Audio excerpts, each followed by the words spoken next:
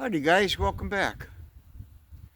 Well, we're winding down towards the late of January, towards the end, and it's a balmy 15 below with a 27-degree below wind chill right now.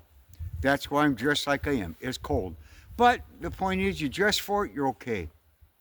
I'm scouting a new area, and I had a situation where I wanted to present it to all of you people all over the United States, and that's in regard to a heavily forested area. It's a little different than using the old term big woods, which is somewhat rather redundant at times. The heavily forested area, I want people to recognize the fact that when you go into these areas to hunt, you have to scour the area itself to see what are these deer feeding on to keep them year after year after year. In some respects, when you take a large timberland, forested area, you somewhat have the advantage sometimes over an agricultural area because farmers, they will rotate their crops. And that's as far as I'm going with the farmers because I'm not a farmer. But generally speaking, they'll rotate and sometimes the deer will move to other areas. But when you get into these forested areas, what you gotta do, guys, you may find a buck that's bedded, okay? You find his bedding area and you're all happy with it, but you may get burned out the next year. You may have 1 year with him and all of a sudden next year he's gone or the rest of the deer gone. What happened? That happens a lot. People ask me that all the time. What happened this year? And I got news for you guys. I'm not going to sugarcoat it. I got burned last year. The year before, I found an area that had healthy oaks. The oak trees itself was producing acorns like you wouldn't believe. I was finding bucks everywhere. Okay, that was not this fall, the fall before. Man, I'm hunting it. Everything was great. I'm getting good pictures all the way through into the summer. This fall, I thought, well, common sense, I'm going to go back there and hunt it. By the beginning of October, they were gone. And I mean, every deer was gone. I thought, what happened? What happened? There wasn't acorns. I got sucked into the point that there was acorns there, and I thought, this is a good area. You still get caught sometimes. Guys don't get caught in that position.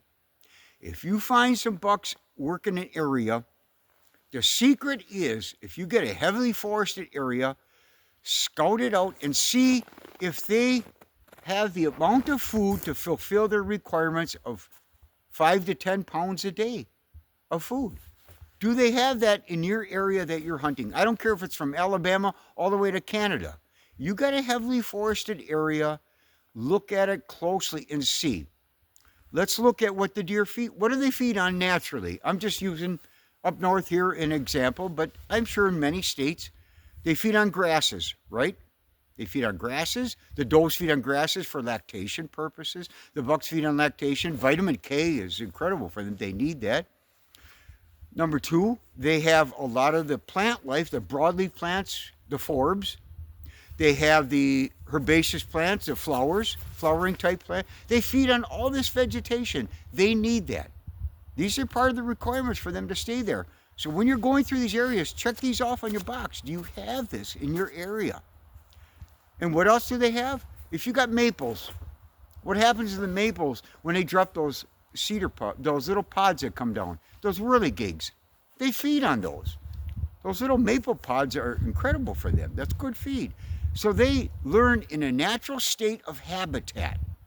The only farmer you have, guys, is Mother Nature.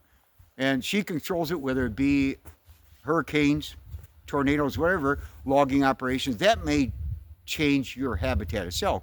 But naturally speaking, if you have a buck that's in your area, how do you find him and how do you keep him to stay for the entire life that he has? You must read these requirements. What happens after the vegetation? Woody browse.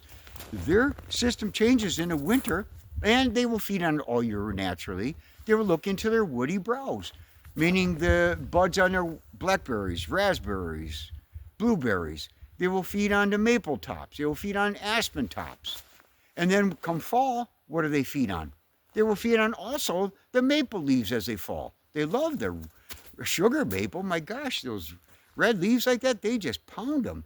So my point is though, guys, if you find a buck that is staying within the area that has enough feed itself to fulfill his requirements daily, he will stay there for the rest of his life if he has no interruptions, or I should say, when it comes to predators, or he has any kind of interruptions versus the type of hunters that are there in that area. But granted, in a heavy forest area, you usually don't have that problem of being pressured that much. But these are the things you have to look at when you go scouting. That's why I'm out here. I don't care how cold it is. I'm warm enough for this. I'm looking at this area to see, does it fulfill those requirements to keep a deer here all year long, year after year. And if you find that, I got news for you guys. You have the advantage sometimes over the person that is hunting the agricultural area, because farmers, like I said, they rotate their crops. That may change deer from time to time. Here, if they have all these requirements fulfilled for these deer, they will stay here. They will die here. That's my point. The point, once again, is if you are scouting these areas, look, pretend yourself a deer. If you are a deer looking out at these areas, do you have enough to feed on to fulfill that all year round? And if you do, you're in, guys. The only things that may alter this, common sense, is if you have an acorn crop like that comes through, they may change and rotate over to that area for a while. Or if you have a logging operation, they may rotate over in that area. That you have to stay on top of it. But the natural requirement that they have in our heavily forest area, if they have enough food, they're going to stay there. That's all I'm getting at. You got to look deeply into where you're scouting, because if you're hunting an area one year and you're hot on it, man, you got deer all over the place. Next year they're gone. There wasn't enough food there. Common sense. Now behind me, you see I got water, and I see right here, I ran into a few oaks right here, healthy oaks. Maybe that'll be good. I don't know. But I will continue on here, and I will show you different areas as I scout this area to see if it fulfills what I feel is requirements needed for these deer. You know, and if it is, man, I'm here. You know, you got to watch. Don't get burned on some of these areas that are really hot right now. They will come back. You find a bedding area. Yeah, they'll be back the next spring. They'll be there. But then by the end of the summer, when all the grasses die, there's nothing left. If you don't have acorns or that other crop of some sort, they're going to move. They have to eat. Common sense. That's the secret, guys. When you go scouting, look at these areas, whether it be in the spring, whether it be now. It doesn't matter what state you live in. Dive into that area that you're looking at and see, pretend yourself, once again, if you're a deer, do you fulfill all the requirements needed to keep that deer fulfilled all year round itself with the amount of requirements of 5 to 10 pounds of food per day? Do you have that there? You know, that's a secret we got to look at, guys. Not just a crop that's all of a sudden is here and it's gone. Okay, because you can get burned, like I said. But that's the main thing to keep in mind. Do you have the grasses, the variety of lush vegetation? Do you have the woody browse to keep them going? Do you have something else that they meet?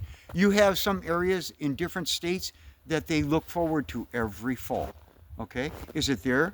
You have other things that keep them there all the time. That's the secret. That's all I'm pounding here, guys.